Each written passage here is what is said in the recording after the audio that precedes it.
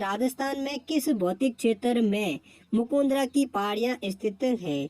तो इस सवाल का सही जवाब देगा ऑप्शन बी यानी राजस्थान के हाड़ौती पठार भौतिक क्षेत्र है जहां पर मुकुंदरा की पहाड़ियां स्थित है। कहां पर? हाड़ौती पठार के क्षेत्र में। अगला दूसरा क्वेश्चन है, राजस्थान के किस प्रदेश में बेहड़ मिलते हैं? तो इस सवाल का सही जवाब देगा ऑप्शन डी यानी चंबल बेसिन प्रदेश है जहां पर बेहड़ मिलते हैं। और बेहड़ भूमि का सर्वाधिक विस्तार है वो सवाई माधोपुर और करौली जिले में स्थित है। कौन से जिलों में? सवाई माधोपुर और करौली जिलों में बेहड़ का सर्वाधिक विस्तार पाया जाता है जो चंबल बेसिन में स्थित है। नेक्स्ट अगला तीसरा क्वेश्चन है, थार मरुस्थल का विस्तार किन राज्यों तक है? तो इस सवाल का सही जवाब देगा ऑप्शन डी यानी थार मरुस्थल का जो विस्तार है जो राजस्थान, पंजाब, गुजरात एवं हरियाणा तक फैला हुआ है। नेक्स्ट अगला चौथा क्वेश्चन है, सिरोही क्षेत्र की पहाड़ियों को स्थानीय भाषा में क्या कहा जाता है? तो इस सवाल का सही जवाब देगा ऑप्शन ए यानी सिरोही क्षेत्र की जो अरावली की पहाड़ियां हैं जो उबड़ खाबड़ पट्टी वाली, उन्हें स्थानीय भाषा में भाकर कहा जाता है। अगला नेक्स्ट पांचवा क्वेश्चन है, डूंगरपुर एवं बांसवाड़ा के मध्य के भूभाग को किस नाम से जाना जाता है? तो इस सवाल का सही जवाब देगा ऑप्शन डी यानी बांसवाड़ा व डूंगरपुर के मध्य जो भूभाग स्थित है उसे मेवल के नाम से जाना जाता है। नेक्स्ट अगला छठा क्वेश्चन है, निम्नलिखित में से कौन सा एक कारण राजस्थान में मरुस्थलीकरण का नहीं है? तो इस सवाल का सही जवाब देगा ऑप्शन सी यानी शहरीकरण है जो राजस्थान में एक कारण है जो मरुस्थलीकरण का कारण नहीं है, जबकि अतिचारण, वनो उन्मूलन एवं मृदा एवं जल प्रबंधन है वो एक मरुस्थलीकरण का कारण है राजस्थान में, जबकि शहरीकरण है वो मरुस्थलीकरण का कारण नहीं है।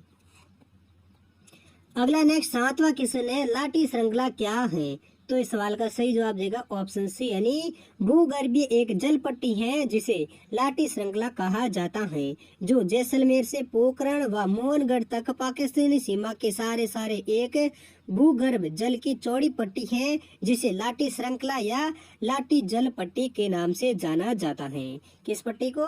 भूगर्भीय जल पट्टी को। नेक्स्ट अगला आठवां क्वेश्चन है, अंत प्रवाह क्षेत्र राजस्थान के किस भाग में है? तो इस सवाल का सही जवाब देगा ऑप्शन बी यानी अंत प्रवाह क्षेत्र है जो राजस्थान के उत्तर पूर्वी क्षेत्र में है। अगला नौवां क्वेश्चन है, माई नदी के किनारे स्थित प्रतापगढ़ का भूभाग क्या कहलाता है? तो इस सवाल का सही जवाब देगा ऑप्शन सी यानी माई नदी के किनारे पर स्थित जो प्रतापगढ़ का भूभाग है उसे काटल के नाम से जाना जाता है। नेक्स्ट अगला 10वां क्वेश्चन है, राजस्थान में स्थित थार का मरुस्थल किसका अवशेष माना जाता है?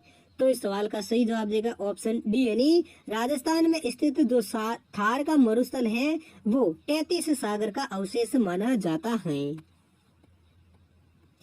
नेक्स्ट अगला 11वां क्वेश्चन है, राजस्थान के किस जिले में सूर्य किरणों का तिरछापन सर्वाधिक होता है? तो इस सवाल का सही जवाब देगा ऑप्शन डी यानी राजस्थान के गंगानगर जिले में सूर्य किरणों का तिरछापन है वो सर्वाधिक अधिक होता है, जबकि बांसवाड़ा जिला में राजस्थान में सूर्य की किरणों का सीधापन सर्वाधिक होता है।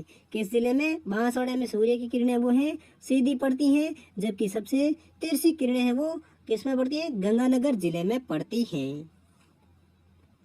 अगला 12वां क्वेश्चन है, पश्चिमी मरुस्थलीय प्रदेश में राजस्थान की लगभग कितने प्रतिशत जनसंख्या निवास करती है? तो इस सवाल का सही जवाब देगा ऑप्शन ए यानी पश्चिमी मरुस्थलीय प्रदेश में राजस्थान की लगभग 40% जनसंख्या है जो पश्चिमी मरुस्थलीय प्रदेश में निवास करती है। कितने प्रतिशत जनसंख्या? 40% राजस्थान की जनसंख्या है वो पश्चिमी मरुस्थलीय प्रदेश में निवास करती है। अगला क्वेश्चन 13वां है, राजस्थान में 56 का मैदान किस नदी के बेसिन में स्थित है? तो दोस्तों इस सवाल का सही जवाब कौन सा है वो आप कमेंट सेक्शन में लिखकर जरूर बताइए। ऑप्शन है माही नदी के बेसिन में, चंबल नदी के बेसिन में, बनास नदी के बेसिन में या लूनी नदी के बेसिन में। अगला नेक्स्ट 14वां क्वेश्चन है, 56 का मैदान बांसवाड़ा में है तो 56 की पहाड़ियां किस जिले में स्थित हैं? तो इस सवाल का सही जवाब देगा ऑप्शन बी यानी छप्पन का मैदान है वो बांसवाड़ा जिले में स्थित है, जबकि छप्पन की जो पहाड़ियां हैं वो बाड़मेर के नाकोड़ा जिले में स्थित हैं। कहाँ पर? नाकोड़ा बाड़मेर जिले में छप्पन की पहाड़ियां स्थित हैं, जबकि छप्पन का मैदान है वो बांसवाड़ा जिले में स्थित है। नेक्स्ट अगला 15वां क्वेश्चन है, रामगढ़ की गोलाकार पहाड़ियां निम्न में से कौन से प्रदेश में अवस्थित हैं? तो इस सवाल का सही जवाब देगा ऑप्शन बी यानी रामगढ़ की जो गोलाकार पहाड़ियां हैं वो हाड़ौती के पठार प्रदेश में अवस्थित हैं। नेक्स्ट अगला 16वां क्वेश्चन है, राजस्थान के किस जिले में नेशनल वुड फॉसिल पार्क स्थित है? तो इस सवाल का सही जवाब देगा ऑप्शन डी यानी राजस्थान के जैसलमेर जिले में नेशनल वुड फॉसिल पार्क स्थित है। और अगर ऐसे भी आ सकता है कि जैसलमेर और बाड़मेर मार्ग पर स्थित कौन सा एक पार्क स्थित है, तो हो जाएगा नेशनल वुड फॉसिल पार्क, क्योंकि ये जैसलमेर और बाड़मेर के मार्ग पर स्थित है, जिसको हिंदी में जीवा अवशेष के पार्क के नाम से भी जाना जाता है। अगला 17वां क्वेश्चन है, थार के मरुस्थल में पाए जाने वाले अर्धचंद्राकार रेत के टीलों को क्या कहा जाता है? तो इस सवाल का सही जवाब देगा ऑप्शन ए यानी थार के मरुस्थल में पाए जाने वाले जो अर्धचंद्राकार रेत के टीले होते हैं उन्हें बरखान के नाम से जाना जाते हैं। और बरखान के टीले हैं वो सर्वाधिक गतिशील स्तूप होते हैं जो प्राय श्रृंखलाबद्ध पाए जाते हैं, जिनकी ऊंचाई है वो 10 से 20 मीटर तक की होती है, जिसे बरखान के नाम से जाना जाते हैं। वो कहाँ पर पाए जाते हैं? थार के मरुस्थल में पाए जाते हैं। अगला नेक्स्ट 18वां क्वेश्चन है, राजस्थान का कौन सा भौगोलिक अंचल प्राचीनतम माना जाता है? तो इस सवाल का सही जवाब देगा ऑप्शन बी यानी राजस्थान का अरावली पर्वतीय अंचल है भौगोलिक जो सबसे प्राचीनतम अंचल माना जाता है। कौन सा? अरावली पर्वतीय अंचल। अगला नेक्स्ट 19वां क्वेश्चन है, हाड़ौती का पठार का क्षेत्र राज्य के कितने प्रतिशत भाग में आता है? तो इस सवाल का सही जवाब देगा ऑप्शन बी यानी हाड़ौती के पठार का जो क्षेत्र है जो राजस्थान के कुल क्षेत्रफल के 6.49% भाग में आता है। कितने प्रतिशत में? 6.49% क्षेत्र में जो राजस्थान के क्षेत्रफल के पठार के क्षेत्र में आता है। नेक्स्ट अगला 20वां क्वेश्चन है, राजस्थान में विद्यन कंगार क्षेत्र किस प्रकार की चट्टानों से निर्मित है? तो इस सवाल का सही जवाब देगा ऑप्शन सी यानी राजस्थान में जो विद्यन कंगार के क्षेत्र हैं वो बालू का पत्थर की चट्टानों से निर्मित हैं।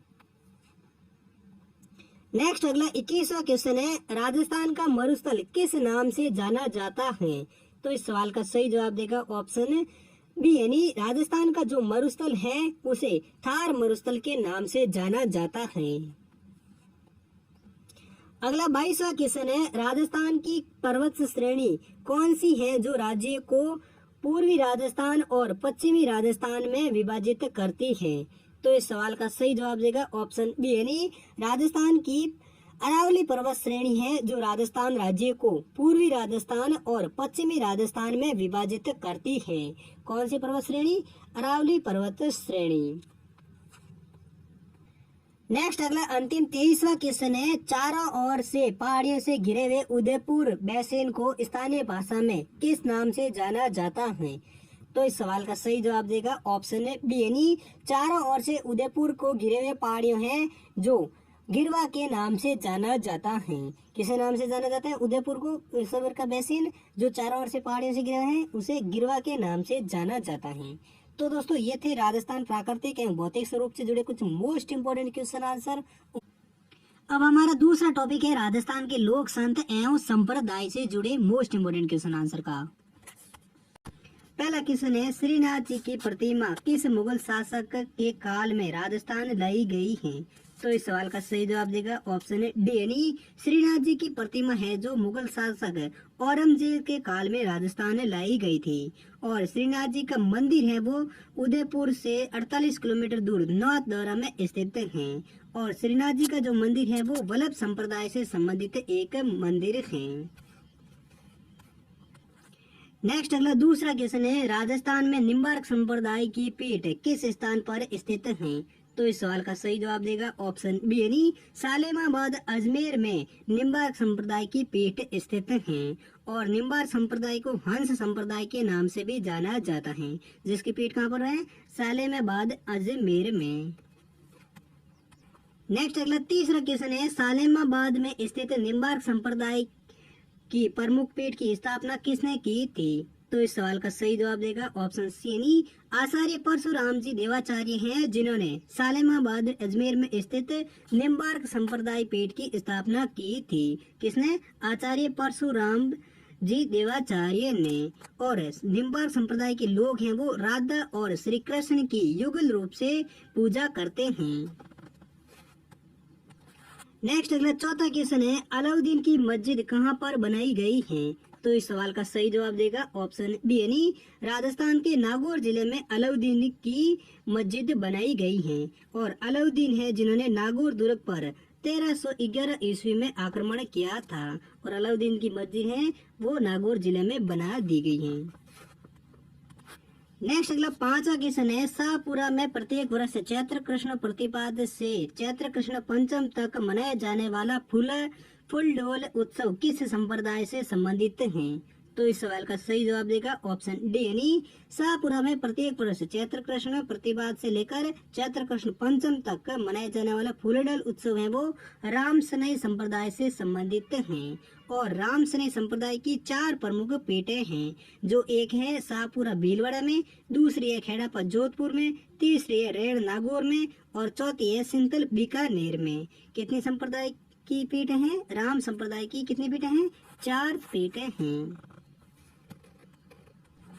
नेक्स्ट अगला छठा क्वेश्चन है, परशुराम सागर किस संप्रदाय से संबंधित ग्रंथ हैं? तो इस सवाल का सही जवाब देगा ऑप्शन डी यानी परशुराम सागर है वो निम्बार्क संप्रदाय से संबंधित एक ग्रंथ है। नेक्स्ट अगला 7वां क्वेश्चन है, निम्न में से कौन रामानंद जी के शिष्य रहे हैं? तो इस सवाल का सही जवाब देगा ऑप्शन डी यानी धन्ना जी, पीपा जी और संत कबीरदास हैं, ये तीनों ही रामानंद जी के शिष्य रहे हैं। अगला नेक्स्ट 8वां क्वेश्चन है, मीराबाई का जन्म पाली जिले के किस गांव में हुआ था? तो इस सवाल का सही जवाब देगा ऑप्शन ए यानी कवित्री मीराबाई का जन्म है वो पाली जिले के कुड़की गांव में हुआ था। और मीराबाई का जो मंदिर है वो नागौर जिले के मेड़ता में इनका प्रमुख मंदिर बना हुआ है। और मीराबाई के गुरु का नाम है वो संत रैदास था, जो ये चमार जाति से थे। नेक्स्ट अगला 9वां क्वेश्चन है, राजस्थान में रामानंदी संप्रदाय का आरंभ किसने किया था? तो इस सवाल का सही जवाब देगा ऑप्शन बी यानी राजस्थान में रामानंदी संप्रदाय का प्रारंभ है वो श्री कृष्णदास जी पेहरी ने किया था, जो जयपुर के निकट गलता जी में रहते थे। और केवल दूध का सेवन करने से कारण इनका नाम पेहरी पड़ा था। किनका? कृष्णदास जी का, जिन्होंने रामानंदी संप्रदाय को प्रारंभ किया था। अगला नेक्स्ट 10वां क्वेश्चन है, लालनाथ जी, चौकन्नाथ जी और सवईदास जी आदि किस संप्रदाय के प्रमुख संत हुए हैं?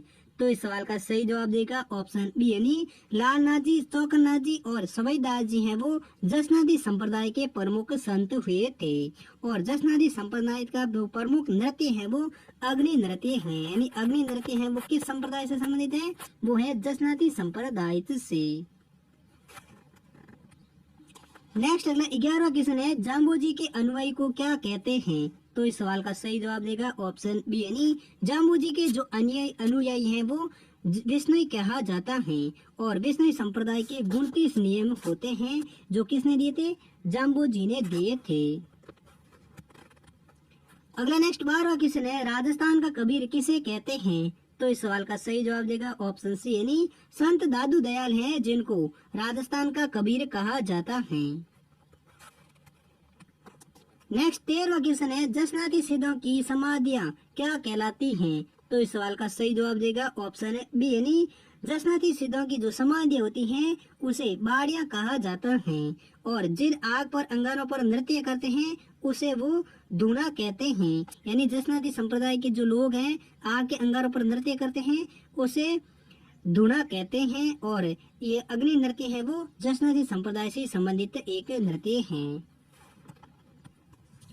अगला नेक्स्ट 14 क्वेश्चन है, मीराबाई का जन्म किस वंश में हुआ था? तो इस सवाल का सही जवाब देगा ऑप्शन ए यानी मीराबाई का जन्म है वो राठौड़ वंश में हुआ था, जिनके पिता का नाम था रतन सिंह और मीराबाई के पत्नी का नाम था उदयपुर के महाराजा भोजराज, जो मीराबाई के पति थे। अगला नेक्स्ट 15वां क्वेश्चन है, राजस्थान में नाथ संप्रदाय का प्रमुख केंद्र रहा है? तो इस सवाल का सही जवाब देगा ऑप्शन ए यानी राजस्थान में जोधपुर है वो नाथ संप्रदाय का एक प्रमुख केंद्र रहा है और नाथ संप्रदाय है वो हठ योग के लिए प्रसिद्ध हैं। किसके लिए? हठ योग के लिए नाथ संप्रदाय है वो प्रसिद्ध हैं और नाथ संप्रदाय का प्रमुख केंद्र है वो राजस्थान का जोधपुर जिला रहा है। अगला नेक्स्ट 16वां क्वेश्चन है, संत धना का जन्म कब हुआ था? तो इस सवाल का सही जवाब देगा ऑप्शन बी यानी 1415 ईस्वी में जाट संत धना का जन्म हुआ था और ये राजस्थान के टोंक जिले के दुल्हेद गांव में इनका जन्म हुआ था। किसके? टोंक जिले के दुल्हेद गांव है जिसमें जाट धना का जन्म 1415 ईस्वी में हुआ था। अगला नेक्स्ट 17वां क्वेश्चन है, संत पीपा जी के गुरु का नाम क्या था? तो इस सवाल का सही जवाब देगा ऑप्शन ए यानी संत पीपा जी के जो गुरु थे उनका नाम था रामानंद। नेक्स्ट अगला 18वां क्वेश्चन है, किस संत को दर्जी समुदाय अपना आराध्य मानता है?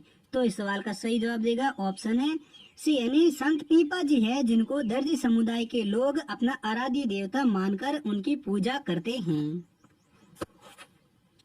नेक्स्ट अगला 19वां क्वेश्चन है, कापालिक संप्रदाय में शंकर का अवतार मानकर किसे पूजा जाता है? तो इस सवाल का सही जवाब देगा ऑप्शन है बी यानी कापालिक संप्रदाय के जो लोग हैं वो शंकर का अवतार मानकर भैरव की पूजा करते हैं और कापालिक संप्रदाय भैरव तंत्र और कौल तंत्र भी प्रसिद्ध हैं।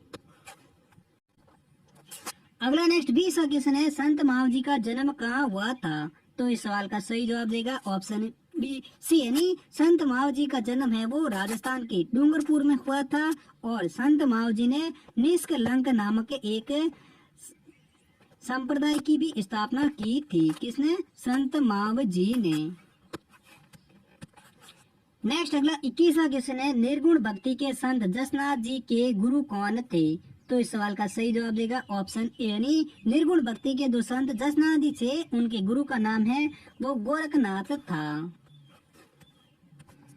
नेक्स्ट अगला 22वां क्वेश्चन है, संत हरिदास निरंजनी का मूल नाम क्या था? तो इस सवाल का सही जवाब देगा ऑप्शन ए यानी संत हरिदास निरंजनी का जो मूल नाम है वो हरि सिंह सांकला था और इन्हें कलयुग का वाल्मीकि भी कहा जाता है। किन्हें? संत हरिदास निरंजनी को।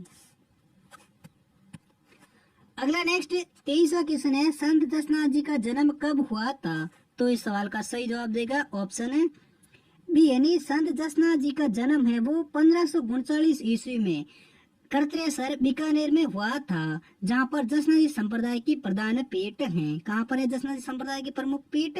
वो है करतरेसर बीकानेर जिले में, जहाँ पर संत जसनाथ जी का जन्म 1539 ईस्वी में हुआ था। नेक्स्ट अगला 24वां क्वेश्चन है, जसनाथ जी के उपदेश किस ग्रंथ में संग्रहित हैं? तो इस सवाल का सही जवाब देगा ऑप्शन बी यानी जसनाथ जी के जो उपदेश हैं वो शंभुदड़ा नामक ग्रंथ में संग्रहित हैं और जसनाथी संप्रदाय के शंभुदड़ा व कोड़ा है वो एक प्रमुख ग्रंथ हैं। कौन कौन से? शंभुदड़ा जिसमें जसनाथ जी के उपदेश संग्रहित हैं और दूसरी है कोड़ा। अगला नेक्स्ट 25वां क्वेश्चन है, वागड़ की मीरा कही जाने वाली गौरीबाई का जन्म राजस्थान के किस जिले में हुआ था?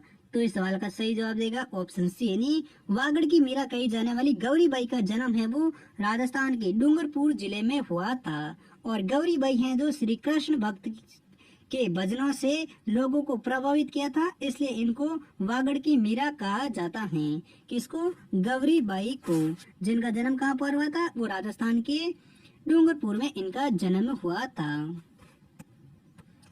नेक्स्ट अगला 26वां क्वेश्चन है, लोहा पांग नामक तांत्रिक का अभिमान नष्ट कर उसे ज्ञान प्राप्ति का उपदेश देने वाले संत कौन थे?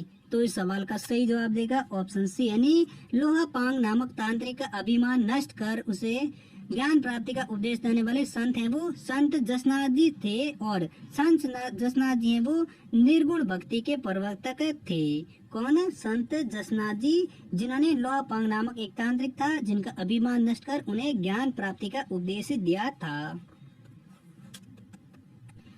नेक्स्ट अगला 27वां क्वेश्चन है, विष्णु संप्रदाय की प्रमुख पीठ कहाँ स्थित है? तो दोस्तों इस सवाल का सही जवाब है वो आप कमेंट सेक्शन में लिखकर जरूर बताइए। ऑप्शन है। अब इस वीडियो का नेक्स्ट अंतिम तीसरा टॉपिक है हमारा राजस्थान के रीति रिवाजों से जुड़े मोस्ट इम्पोर्टेंट क्वेश्चन आंसर का। तो चलिए देखते हैं राजस्थान रीति रिवाजों का पहला क्वेश्चन। पहला क्वेश्चन है, राजस्थान में सती प्रथा सबसे ज्यादा किस जाति में प्रचलित थी? तो इस सवाल का सही जवाब देगा ऑप्शन बी, यानी राजस्थान में सती प्रथा है जो सबसे ज्यादा राजपूत जाति में प्रचलित थी। नेक्स्ट अगला दूसरा क्वेश्चन है, 16 संस्कारों में से पहला संस्कार कौन सा है? तो इस सवाल का सही जवाब देगा ऑप्शन सी, यानी 16 संस्कारों में जो पहला संस्कार है वो गर्भाधान का पहला संस्कार माना जाता है। नेक्स्ट अगला तीसरा क्वेश्चन है, जलवा या कुआं पूजन किस सांस्कृतिक परंपरा से संबंधित है? तो इस सवाल का सही जवाब देगा ऑप्शन ए, यानी जलवा पूजन या कुआं पूजन है वो पुत्र जन्म सांस्कृतिक परंपरा से संबंधित है, यानी पुत्र के जन्म के ऊपर अवसर पर ही जलवा या कुआं पूजन किया जाता है। अगला नेक्स्ट चौथा क्वेश्चन है, भारत का वह कौन सा प्रथम शासक था जिसने सती प्रथा पर रोक हेतु आदेश जारी किए थे? तो इस सवाल का सही जवाब देगा ऑप्शन ए, यानी भारत का मोहम्मद बिन तुगलक शासक था जिन्होंने सती प्रथा पर रोक हेतु आदेश जारी किए थे। किस शासक ने? मोहम्मद बिन तुगलक ने। नेक्स्ट अगला पांचवा क्वेश्चन है, किस प्रथा के अनुसार पत्नी अपने पति को छोड़कर किसी अन्य पुरुष के साथ रह सकती हैं? तो इस सवाल का सही जवाब देगा ऑप्शन ए, यानी नाता एक ऐसी प्रथा है जिसके अनुसार पत्नी है वो अपने पति को छोड़कर किसी अन्य पुरुष के साथ रह सकती हैं, और नाता प्रथा है वो विशेषतः आदिवासियों में एक प्रचलित प्रथा है। नेक्स्ट अगला छठा क्वेश्चन है, तारणा विवाह किस जनजाति में प्रचलित है? तो इस सवाल का सही जवाब देगा ऑप्शन ए, यानी तारणा विवाह की जो प्रथा है वो ग्रास्य जनजाति में एक प्रचलित प्रथा है। नेक्स्ट अगला सातवां क्वेश्चन है, समाधि प्रथा पर सर्वप्रथम रोक किस रियासत में लगाई गई थी? तो इस सवाल का सही जवाब देगा ऑप्शन है डी, यानी समाधि प्रथा पर रोक है वो सर्वप्रथम जयपुर रियासत में सन 1844 ईस्वी में लगाई गई थी। कब लगाई गई थी? सन 1844 में, और किस रियासत में? जयपुर रियासत में। नेक्स्ट अगला क्वेश्चन आठवां है, शारदा एक्ट संपूर्ण भारत में कब लागू हुआ था? तो इस सवाल का सही जवाब देगा ऑप्शन डी, यानी शारदा एक्ट है जो 1 अप्रैल 1930 को संपूर्ण भारत में लागू हुआ था, और शारदा एक्ट है जो एक बाल विवाह रोकथाम के लिए एक बनाया गया अधिनियम है जो पूरे भारत में 1 अप्रैल 1930 को लागू किया गया था। अगला नेक्स्ट 9वां क्वेश्चन है, शारदा एक्ट के संस्थापक राय बहादुर हरबिलास शारदा राजस्थान के किस जिले से थे? तो इस सवाल का सही जवाब देगा ऑप्शन ए, यानी शारदा एक्ट के संस्थापक राय बहादुर हरबिलास शारदा हैं वो राजस्थान के अजमेर जिले के रहने वाले थे। नेक्स्ट अगला 10वां क्वेश्चन है, राजस्थान में प्रचलित मृत्यु भोज का अन्य नाम क्या है? तो इस सवाल का सही जवाब देगा ऑप्शन ए, यानी राजस्थान में प्रचलित मृत्यु भोज को अन्य नाम मौसर के नाम से जाना जाता है। नेक्स्ट अगला 11वां क्वेश्चन है, हिंदू कानून की आधारशिला व पोषक की किस दस्तूर से जुड़ी अवधारणा है? तो इस सवाल का सही जवाब देगा ऑप्शन सी, यानी हिंदू कानून की आधारशिला व पोषक है वो पगड़ी रस्म की दस्तूर से जुड़ी एक अवधारणा है। इसी प्रकार अगला 12वां क्वेश्चन है, राजस्थान में बंधुआ मजदूरों को मुक्ति दिलाने हेतु सागड़ी निवारण अधिनियम कब पारित किया गया था? तो इस सवाल का सही जवाब देगा ऑप्शन सी, यानी राजस्थान में बंधुआ मजदूरों को मुक्ति दिलाने हेतु सागड़ी निवारण अधिनियम है जो साल 1961 में पारित किया गया था।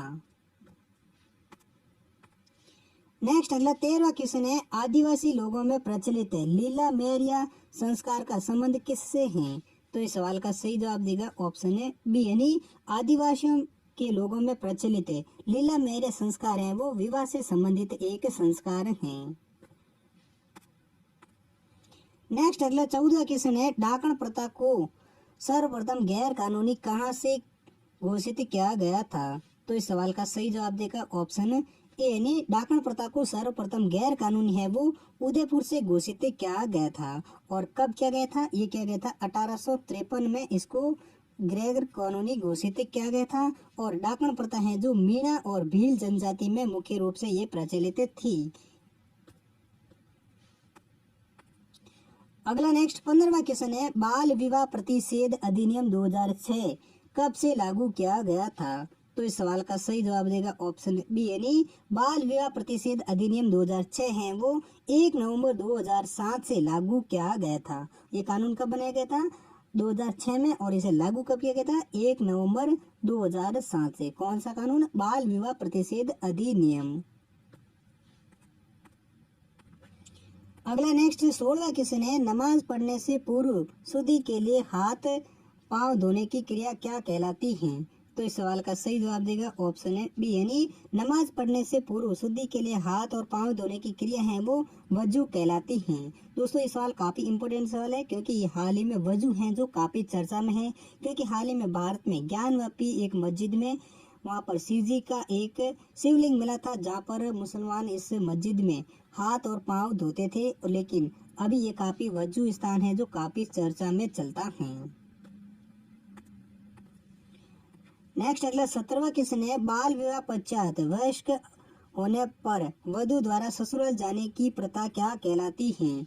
तो इस सवाल का सही जवाब देगा ऑप्शन ए, यानी बाल विवाह के पश्चात वयस्क होने पर वधू द्वारा ससुराल जाने की जो प्रथा होती है उसे गौना या मुकलावा के नाम से जाना जाता है।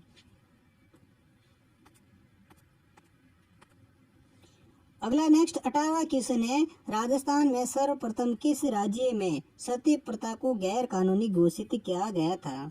तो इस सवाल का सही जवाब देगा ऑप्शन है ए, यानी राजस्थान में सर्वप्रथम बूंदी राज्य में सती प्रथा को गैर कानूनी घोषित किया गया था। कब किया गया था? 1822 में किया गया था। और पूरे भारत में राजा राम मोहन राय के प्रयत्नों से लॉर्ड विलियम बेंटिक ने 1829 में सरकारी अध्यादेश जारी कर इस सती प्रथा पर रोक लगा दिया था। और सर्वप्रथम कहाँ पर? बूंदी राज्य में लगाया गया था। दोस्तों ये लॉर्ड विलियम बेंटिक के द्वारा ये कहीं का पेपर 1829 बताया जा रहा है और कहीं पर 1832 बताया जा रहा है। ये आप ऑप्शन के हिसाब से देख लें। अगर 1829 है तो 1829 को सही करना है, या 1832 है तो 1832 से करना है। जो पूरे भारत में सती प्रथा पर रोक लगाई गई थी। लेकिन सर्वप्रथम है वो 1822 में बूंदी में सती प्रथा को गैर कानूनी घोषित किया गया था। नेक्स्ट अगला 19वां क्वेश्चन है, 1856 में पारित विधवा पुनर्विवाह अधिनियम किसके प्रयासों का परिणाम है? तो इस सवाल का सही जवाब देगा ऑप्शन सी, यानी 1856 में पारित विधवा पुनर्विवाह अधिनियम है वो ईश्वर सिंह विद्यासागर का एक प्रयास का परिणाम है। कब किया गया था विधवा पुनर्विवाह अधिनियम पारित? 1856 में। और ये किसके प्रयासों का परिणाम है? ईश्वर सिंह विद्यासागर का एक परिणाम है। अगला नेक्स्ट क्वेश्चन 20 है, दास प्रथा पर रोक सर्वप्रथम किस गवर्नर जनरल ने लगाई थी? तो इस सवाल का सही जवाब देगा ऑप्शन ए, यानी विलियम बेंटिक हैं जिन्होंने दास प्रथा पर सर्वप्रथम में रोक लगाई थी। अगला नेक्स्ट 21वां क्वेश्चन है, विधवा पुनर्विवाह अधिनियम पारित करने वाले जनरल गवर्नर कौन थे? तो इस सवाल का सही जवाब देगा ऑप्शन सी, यानी लॉर्ड डलहौजी हैं जिन्होंने विधवा पुनर्नियम अधिनियम पारित करने वाले गवर्नर जनरल थे। कौन थे? लॉर्ड डलहौजी। अगला नेक्स्ट 22वां क्वेश्चन है, विवाह के समय वधू के लिए वर पक्ष द्वारा जो आभूषण ले जाए जाते हैं उन्हें क्या कहते हैं? तो इस सवाल का सही जवाब देगा ऑप्शन सी, यानी विवाह के समय वधू के लिए वर पक्ष की और जो आभूषण ले जाए जाते हैं उन्हें बरी या पडला के नाम से जाना जाता है। इसी प्रकार अगला नेक्स्ट 23वां क्वेश्चन है, पगड़ी बांधने की रस्म किससे संबंधित है?